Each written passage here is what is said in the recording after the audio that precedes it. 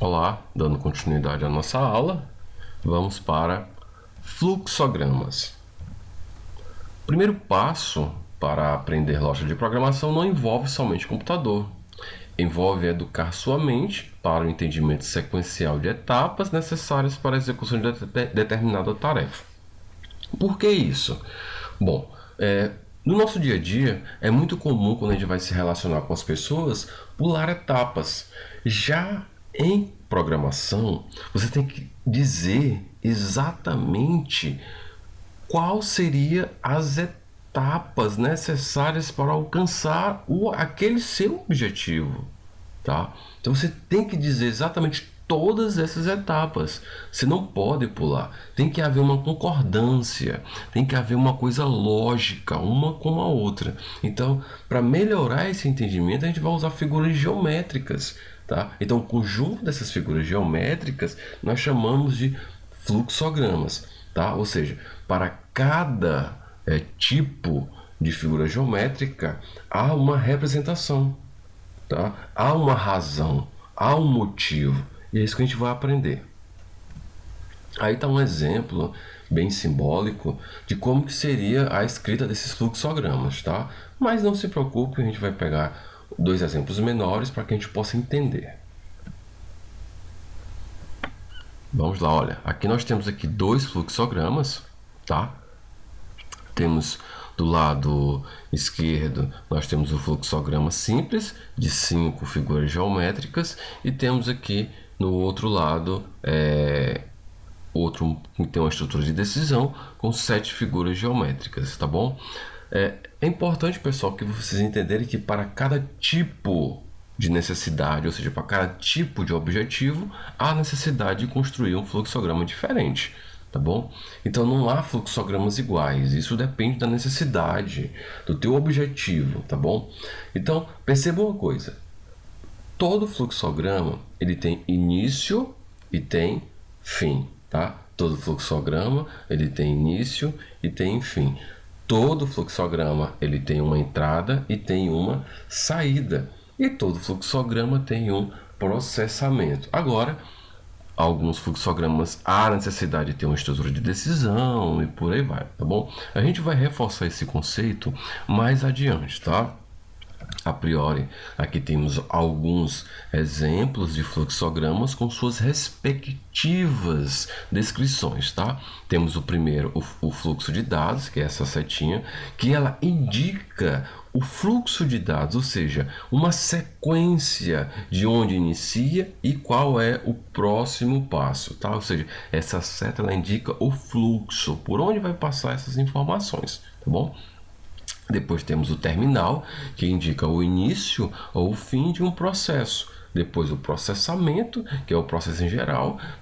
Por exemplo, temos os cálculos entre dois números e também pode ter uma série de possibilidades, uma série de expressões numéricas, tá bom? Um outro elemento importante que é a entrada de dados manual, aquela cujo usuário digita os nossos periféricos de entrada para inserir uma informação. Tá? Temos também exibir barra saída, é onde será emitido a informação para o usuário, ou seja, a resposta de uma operação matemática, tá bom? E por último nós temos a decisão, é onde permite elaborar os processos de decisão, que são aquelas condicionais. Não se preocupe, tudo isso vai ser esclarecido mais adiante, tá bom?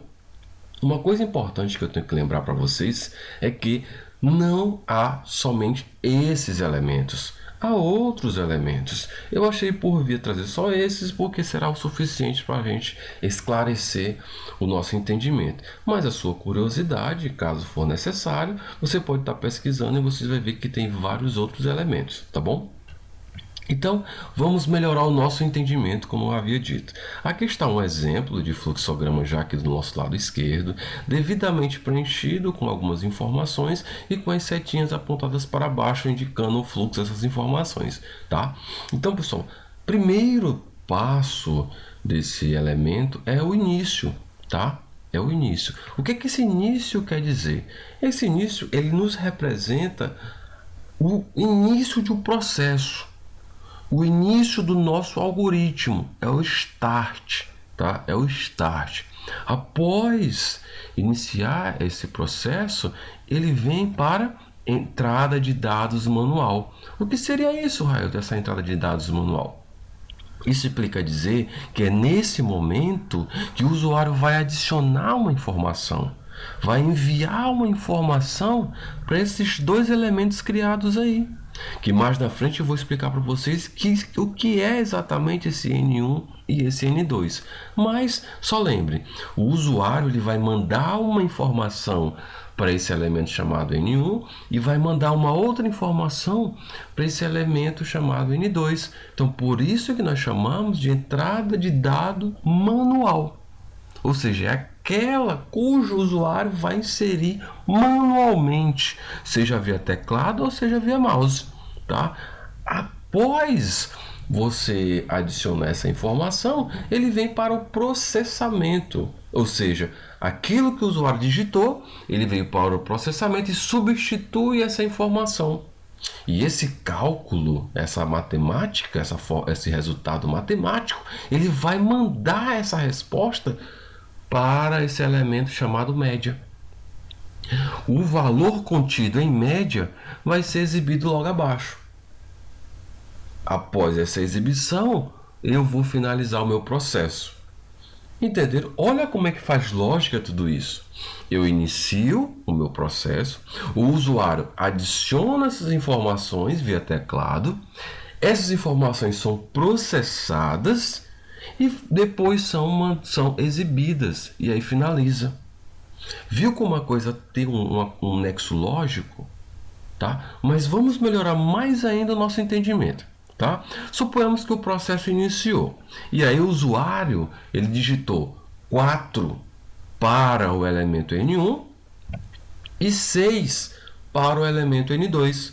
Após o computador receber essa informação, ou seja, o usuário digitou essa informação, ele vai lá para o processamento. O que acontece? Ele vai substituir N1 por 4, N2 por 6. Ele vai fazer que ele vai fazer uma soma, ou seja, 4 mais 6 é 10, dividido por 2 é 5, beleza? E o que acontece? Esse 5 será mandado para o elemento média, que é que ele vai estar com essa resposta. Essa resposta será exibida para o usuário. Após isso, ele vai finalizar o processo, tá? Então, pessoal, veja como faz lógica isso. Tá? Isso é muito importante. Então, nesse exato momento, eu quero que você faça uma pausa nesse vídeo e tente resolver o fluxograma do lado direito. Tente resolver o fluxograma do lado direito. É um desafio, tá bom? Então, dê uma pausa agora, vou dar um tempinho para que vocês possam resolver essa questão. Tá, acredito que você fez essa pausa, tá? Acredito que você conseguiu resolver. Se não resolveu, não tem problema, vou tirar sua dúvida agora, tá bom? Então, antes de a gente iniciar a resolução, perceba que tem uma coisa diferente. Perceba que são quase as mesmas coisas, mas há uma estrutura de decisão. Essa estrutura de decisão permite a possibilidade de mais de uma resposta, a depender do valor que vai ter a média, tá? Então, vamos lá.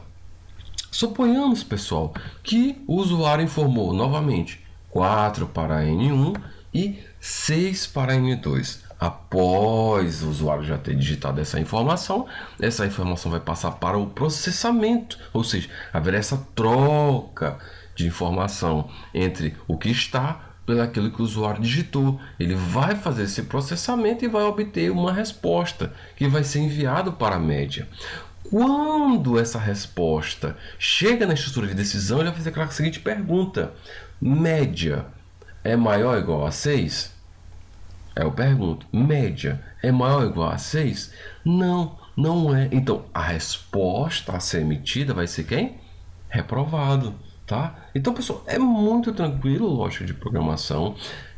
Você começando por fluxogramas, eu recomendo que você reescreva no papel mesmo, como forma de fixar, e depois você vai para a aula seguinte. Mas é muito importante, eu recomendo que você reescreva. Não precisa você perder muito tempo nisso aqui, tá?